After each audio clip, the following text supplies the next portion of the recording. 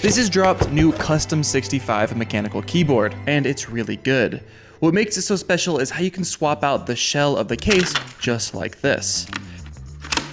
Now, we've seen a lot of those new quick release top frames showing up, but this isn't one of those. The piece that swaps out is pretty much a decorative shell. The actual top frame is underneath, and you still need to unscrew that in order to get inside of the board. The price of the bare bones base with no top frame is $70, and each additional top frame costs $25, making it very accessible to have numerous different case colors on hand. This is huge for people who really only want one board, but still have the option to completely change the look without buying an entirely new keyboard. Now, the top decorative shells are held on with some pretty strong magnets, which is great so when you pick up the board normally, it doesn't just pop right off. The setup you're looking at right now is the fully assembled version that comes in at $100. Fully assembled meaning it comes fully built with keycaps, switches, and it comes on a polycarbonate plate with an aluminum weight on the back.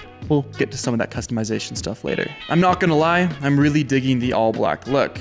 The keycaps do have a shine through on the south side. I'm not usually a huge fan of shine throughs, but these look pretty clean. I ended up changing the lighting so it was just pure white, and this is where the look really did come full circle. I love it personally. I was also sent the overgrown and white decorative cases. Along with that, I was sent some DCX Emerald keycaps, which I love. Always been a big fan of these keycaps. These green emerald keycaps paired with the overgrown top frame look so incredibly clean.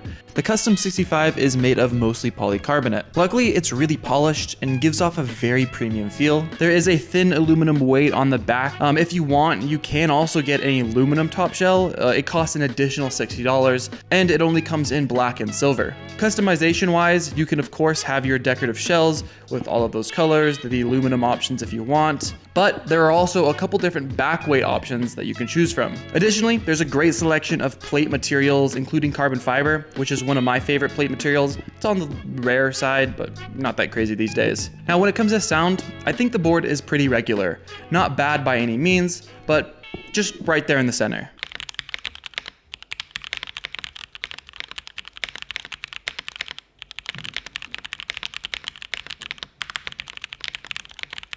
The stock switches I got were Gateron Browns, and in my opinion, they don't have the greatest sound or feel. However, I am a bit biased ever since I got some of these birthday cake switches, which have the same light tactile bump, but are much more smooth and crisp sounding. But one real problem I did have with the Browns included is for gaming. When I used the spacebar to jump, it didn't feel like it was springing back up very well. It sort of felt like it was getting stuck. Now, I've used tactiles in the past for gaming, and I've never really felt this issue before, the sort of rebound problem. This really doesn't have to do with the performance of the board, but I thought it was worth mentioning. Of course, it's only for a gaming use case, and I didn't have any issues just typing. So if you're getting the Browns, you might want to switch out that spacebar switch to something else. The other stock switch option is a Gateron Yellows, which are just a solid linear switch.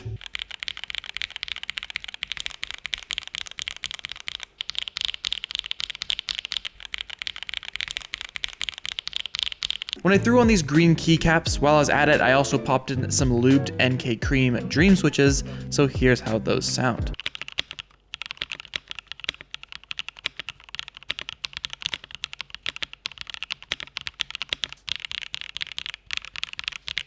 One thing I would have loved to see in this board is some sort of wireless option. I think for this price point, it's not a crazy ask, but it's not a deal breaker by any means. Speaking of deal breakers, for some people, group buys are a deal breaker. Well, luckily, this board is not one of those. It's in stock and ships right now. If I were to buy this board, I get the bare bones version with some custom switches. I get probably some DCX keycaps, unless it wasn't in your budget. Of course, they are more premium keycaps. I'd pick up the carbon fiber and aluminum plate if possible. They just have the best sounds. And of course, a couple different decorative shells. Oh yeah, and I'd pick up a good pair of stabilizers because the bare bones does not come with those. I don't mind the plastic case because it does feel pretty nice, but if that really does bother you, then also snag an aluminum one. This is a great board, and I think it could be even more perfect if it had better internal acoustics and maybe some wireless options.